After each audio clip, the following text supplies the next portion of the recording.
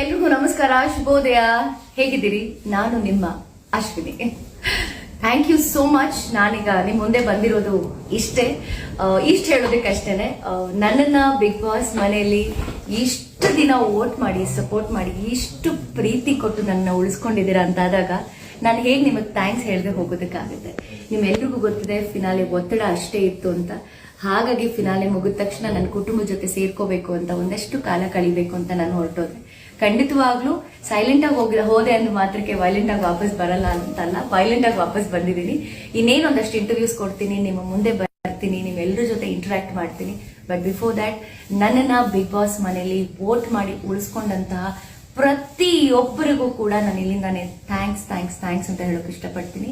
And also ನನ್ನ ಕರ್ನಾಟಕ ರಕ್ಷಣಾ ವೇದಿಕೆ, ನನ್ನ ಕುಟುಂಬದ ಗುರುಗಳಾದಂತಹ ಅಣ್ಣ ಟಿ.ಎ. ನಾರಾಯಣ್ ಗೌಡ್ರು ಮತ್ತೆ ಇಡೀ ನನ್ನ ಕರವೇ ಕುಟುಂಬದ ಸಹೋದರ ಸಹೋದರಿ ಎಲ್ರಿಗೂ ತುಂಬಾ ತುಂಬಾ ತುಂಬಾ ಥ್ಯಾಂಕ್ಸ್. ಅಂಡ್ ಆಲ್ಸೋ ಸುದೀಪ್ ಅಣ್ಣ, ನಾನು ಹೇಳ್ದಾಗೆ ಬಿಗ್ ಬಾಸ್ ಮನೆಯಲ್ಲಿ ನಮಗೆ ಕಣ್ಣು ಕಾಣದೇ ಇರೋ ದೇವ್ರು ಅಂತಂದ್ರೆ, ಬಿಗ್ ಬಾಸ್ ಕಣ್ಣು ಕಾಣೋ ದೇವ್ರು ಅಂತಂದ್ರೆ ಅದು ಸುದೀಪ್ ಅಣ್ಣ. ನಾನು ನಿಮ್ಮನ್ನ ಗುರುಗಳು ಅಂತಾನೆ ತಗೊಂಡಿದ್ದೀನಿ, ಯಾಕೆಂದ್ರೆ ನಮ್ಮ ತಪ್ಪನ್ನ ನೀವು ತಿದ್ದುತ್ತಾ ಇದ್ರಿ. ಥ್ಯಾಂಕ್ ಯು ಅಣ್ಣ. ನಿಮ್ಮ ತಪ್ಪುಗಳನ್ನ ತಿದ್ದಿದ್ದಕ್ಕೆ ನಾನು ಅಲ್ಲಿ ಫಿನಾಲೆವರೆಗೂ ಬರೋದಕ್ಕೆ ಸಾಧ್ಯ ಆಯ್ತು. Love you and thank you so much Sudeep ಅಣ್ಣ.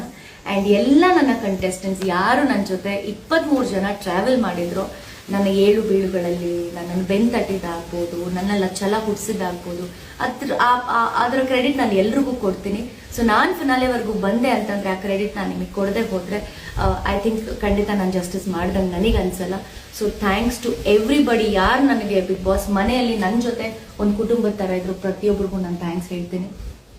ಹಾಗೆ ಎಸ್, ನನ್ನನ್ನು ಬಿಗ್ ಬಾಸ್ ಮನೆಯಲ್ಲಿ ನಾನು ಮಾಡ್ತಾ ಇದ್ದಂಥ ಪ್ರತಿಯೊಂದು ನನ್ನ ಮಾತಾಗ್ಬೋದು, ನನ್ನ ವಿಡಿಯೋಸ್ ಆಗ್ಬೋದು, ನಾನು ಏನೇ ಮಾಡಿದ್ರು ಒಂದು ಟಾಸ್ಕ್ ಆಗ್ಬೋದು, ನನ್ನನ್ನು ನಿಮ್ಮ ಹತ್ರಕ್ಕೆ ಅಷ್ಟೇ ಚಂದವಾಗಿ ನನ್ನ ವ್ಯಕ್ತಿತ್ವವನ್ನು ನಿಮ್ಮ ಹತ್ರ ಇಡ್ತಾ ಇದ್ದಿದ್ದು ರಿಲಿನ್ ಕ್ರಿಯೇಷನ್ಸ್ ಶ್ರೇಯಾ ಮತ್ತು ಮಹೇಂದರ್ ಅವ್ರಿಗೆ ನಾನು ಎಷ್ಟು ಥ್ಯಾಂಕ್ಸ್ ಹೇಳಿದ್ರು ಸಾಕಾಗಲ್ಲ.